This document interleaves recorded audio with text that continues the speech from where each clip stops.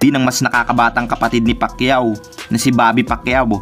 Halos parehas din ang galaw at may ibubuga din sa laban ng talunin at patumbay ng veterano at knockout artist na si Kevin Kelly.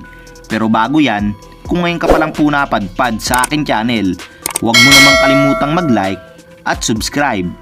Well, hindi po basta-basta ang laban na to para kay Bobby Pacquiao dahil bukod sa siyang kampyon, mabigat po na kalaban si Kevin Kelly, Muhammad, Eric Morales, Marco Antonio Barrera. Dati ding WBC World Featherweight Champion itong si Kevin Kelly. Ang Amerikanong si Kelly ay mayroong kahanga-hangang record na 58 na panalo, 6 na talo at ang 39 dito ay tinapos via knockout. Si Bobby Pacquiao naman may kartadang 28 na panalo, 11 na ang talo, ang 13 dito ay knockout. Sa umpisa nga po ng laban, bilang lamang ang mga suntok na binibitawan ng dalawa, nagtatantyahan at nagpapakiramdaman.